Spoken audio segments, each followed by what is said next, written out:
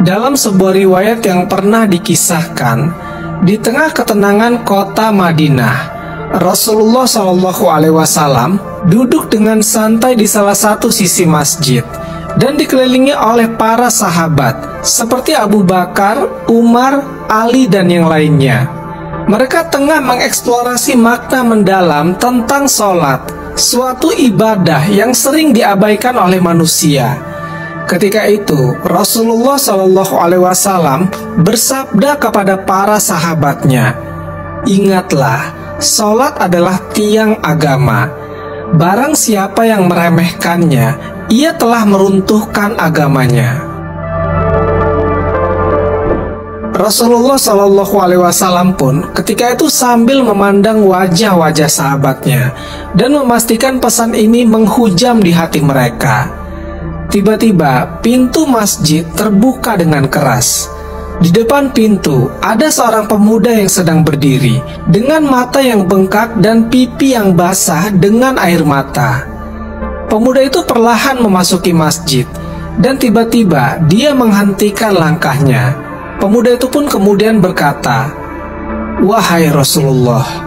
Suara pemuda itu nyaris tidak keluar karena sesak di dadanya. Pemuda itu melanjutkan berkata, "Izinkanlah aku berbicara dengan Anda, wahai kekasih Allah." Rasulullah SAW kemudian memandang pemuda itu dengan penuh belas kasihan. Rasulullah SAW bertanya, "Wahai anak muda, mengapa engkau menangis? Kemari, duduklah di sisiku." Pemuda itu pun duduk sambil menundukkan kepalanya. Kemudian si pemuda berkata, "Ya Rasulullah, ayahku telah meninggal dunia. Kami hidup dalam kemiskinan yang menggunung. Bahkan kami tidak punya kain kafan untuk membungkus jasadnya, dan tidak ada seorang pun yang bersedia memandikannya." Sayyidina Abu Bakar, seorang pria yang penuh simpati untuk sesama, merasa sesak hatinya mendengar kisah dari pemuda itu. Abu Bakar berkata, "Astagfirullah, sungguh ujian yang berat yang kau alami wahai pemuda." Sayyidina Umar segera merespon dengan mengatakan, "Kita harus bertindak ya Rasulullah." Kemudian Rasulullah SAW menjawab, "Wahai sahabatku Abu Bakar dan Umar, ikutilah pemuda ini dan ambil kain kafan dari rumahku. Kemudian bantulah dia memandikan jenazah ayahnya." Kemudian mereka bertiga keluar dari masjid dan menuju rumah si pemuda itu. Kemudian Rasulullah SAW menoleh kepada sahabat-sahabat yang lain, kemudian bersabda, "Sholatlah sebelum kamu disolatkan, karena kita tidak pernah tahu kapan ajal akan datang." Di hati setiap sahabat yang mendengarnya tumbuh tekad kuat untuk tidak pernah meremehkan nilai sholat lagi. Dan tanpa mereka sadari, akan ada sebuah cerita yang akan merubah pandangan banyak orang. Abu Bakar dan Umar sedang berjalan mengikuti langkah si pemuda. Mereka menyusuri jalan-jalan labirin di kota Madinah. Akhirnya, mereka pun tiba di sebuah sudut kota yang lebih miskin, dengan rumah-rumah yang tampak serba kekurangan. Lalu mereka pun memasuki sebuah rumah kecil. Rupanya, itulah rumah si anak muda itu. Setelah mereka berada di dalam, Umar dan Abu Bakar kaget karena melihat ada babi hutan yang tergeletak di atas sebuah tikar. Astagfirullah. Umar yang kaget sontak mengepalkan tangannya mencoba menahan kebingungannya. Abu Bakar bertanya, "Wahai anak muda, apa yang terjadi di sini?" Pemuda itu pun semakin menangis dengan keras sambil menahan lututnya yang gemetaran. Dengan terbata-bata, pemuda itu berkata, "Ya Allah, itulah ayahku." Bagaimana ini bisa terjadi? Abu Bakar bertanya sambil berusaha menjaga ketenangan meskipun dirinya juga tercengang. "Wahai anak muda, bisakah kau menceritakan lebih lanjut tentang ayahmu? Bagaimana mungkin ayahmu bisa berubah menjadi seperti ini?" Tanya Abu Bakar kepada pemuda itu. Pemuda itu pun mencoba mengendalikan tangisannya. Lalu pemuda itu menjawab, "Ayahku dulu seorang pedagang, tapi dia sering meninggalkan sholat. Bahkan dia tidak pergi untuk sholat Jumat. Katanya dia terlalu sibuk mencari nafkah." Umar terdiam sambil merenungkan kata-kata yang baru saja didengarnya. Rasulullah Shallallahu Alaihi Wasallam telah bersabda, "Barang siapa yang meninggalkan sholat, maka ia telah kafir." Abu Bakar mengingat sabda dari Rasulullah Shallallahu Alaihi Wasallam tentang pentingnya sholat sebagai tiang agama. Kemudian Umar berkata, "Kita harus melaporkan ini ke Rasulullah. Kejadian ini jelas di luar pemahaman kita yang terbatas."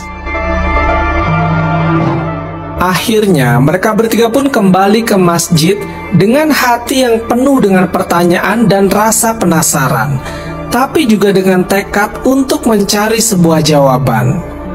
Pemuda itu berjalan di antara kedua sahabat dengan sesekali mengeluarkan suara isakan tangis. Pemuda itu berdoa dalam hatinya. Dia berharap ada penjelasan atas misteri yang mereka temui ini. Saat ketiganya sampai di masjid, suasana di dalam masjid sudah berubah. Rasulullah Shallallahu Alaihi Wasallam terlihat tengah menantikan mereka bertiga. Wajah beliau serius tapi juga penuh harapan. Para sahabat yang lain juga merasa bahwa sesuatu yang besar sedang terjadi. Lalu Umar berkata, "Wahai Rasulullah, kami menyaksikan dengan mata kami sendiri jenazah ayah pemuda ini telah berubah menjadi babi hutan." Semua yang ada di situ mendengarnya kaget dan menanti dengan nafas tertahan sambil menunggu reaksi Rasulullah Shallallahu Alaihi Wasallam. Mereka di situ tahu bahwa momen ini akan menjadi pelajaran berharga yang akan mereka kenang seumur hidup mereka. Rasulullah Shallallahu Alaihi Wasallam bangkit dari duduknya, mengatur jubahnya dan mendekati Abu Bakar, Umar, dan si anak muda itu. Beliau berkata, "Wahai anak muda, bawalah kami ke rumahmu." Pemuda itu menatap mata Rasulullah Shallallahu Alaihi Wasallam dengan mata yang awalnya penuh air mata, sekarang penuh harapan. Singkat cerita, Rasulullah Shallallahu Alaihi Wasallam dan mereka pun tiba di rumah pemuda itu. Rasulullah Shallallahu Alaihi Wasallam langsung menuju ruangan di mana ayahnya berubah menjadi babi hutan.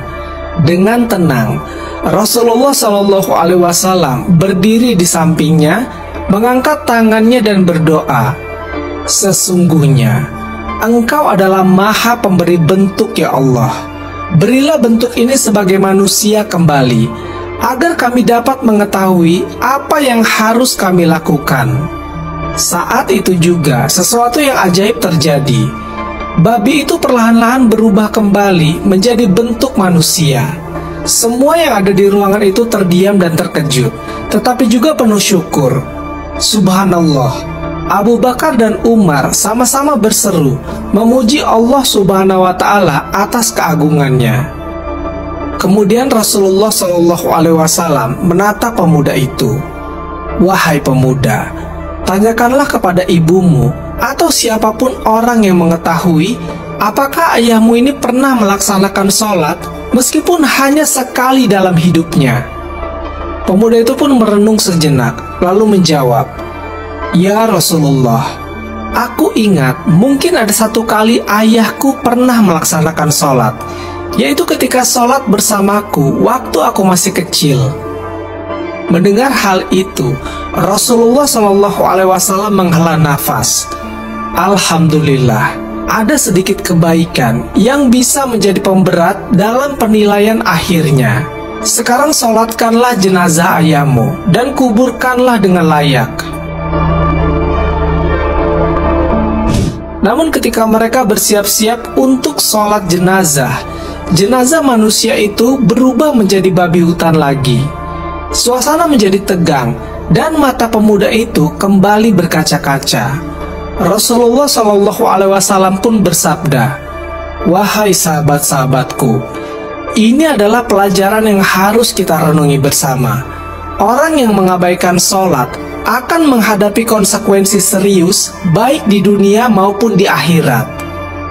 Wahai anak muda, ayahmu ini diberikan kesempatan oleh Allah Subhanahu wa Ta'ala untuk kembali ke bentuk aslinya karena pernah satu kali melaksanakan sholat.